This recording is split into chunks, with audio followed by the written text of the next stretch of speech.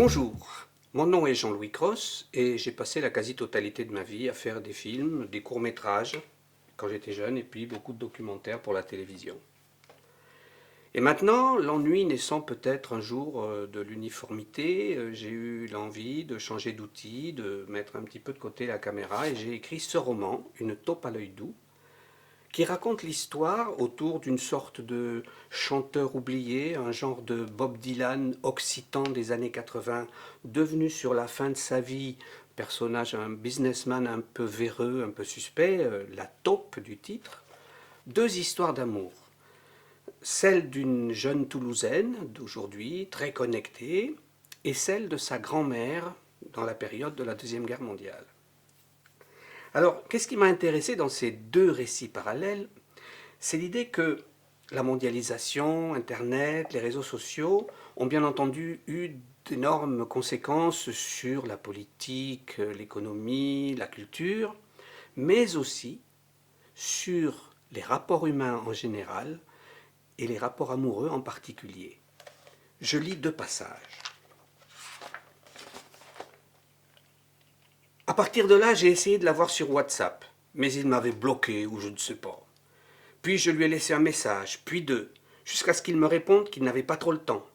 Mais j'ai insisté, je lui ai dit que j'avais quelque chose de grave important à lui raconter, que ça ne pouvait pas se balancer comme ça sur les réseaux, ni même en présence de ses potes. Alors finalement, au bout d'une semaine, il a bien voulu qu'on se voie, lui et moi, seuls. Deuxième passage, tonalité différente. Je le vois maintenant pour la première fois. Il est debout, en retrait, il ne fume pas, tient sa casquette respectueusement à la main depuis que son ami lui a présenté une des miennes, et il contemple à distance le concours. Sans jugement, sans ironie, mais sans appétit non plus. Il a l'air différent, comme si le jeu lui paraissait gamin. Et puis, finalement, répondant sans doute à l'un des siens qui lui a crié quelque chose, il répond « Si, là, regarde !» tout en levant la main quasiment dans ma direction, c'est-à-dire vers la seule chaise vide, celle qui est juste devant moi, au bout de l'avant-dernier rang.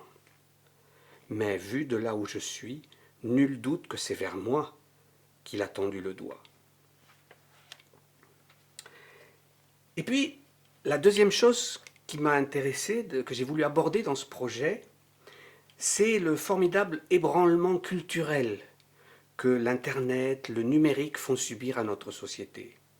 En effet, il n'est pas besoin de faire un dessin pour dire que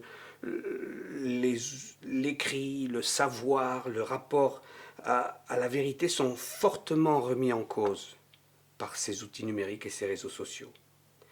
Alors, pour scénariser cette idée, j'ai imaginé que l'héroïne de ce récit, plus du tout amoureuse et très en colère à la fin de ces pages, décide de créer un site internet dans lequel elle va revenir sur les événements dont il a été question, mais en les examinant d'un point de vue diamétralement opposé. Et ce site existe. On peut y accéder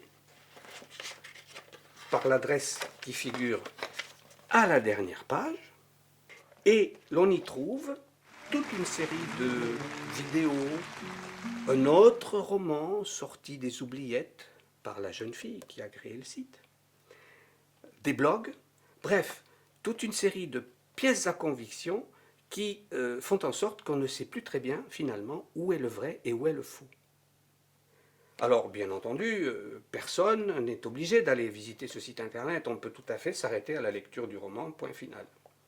Mais ceux qui ont envie peuvent s'y rendre et à ce moment-là, ils disposeront peut-être davantage d'outils pour savoir entre les deux qui est la vérité, où est la vérité, à moins que les fameuses pièces à conviction que la jeune fille a rassemblées dans le site soient elles-mêmes bidonnées.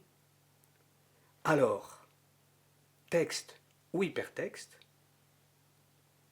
la question reste ouverte. Merci de votre attention.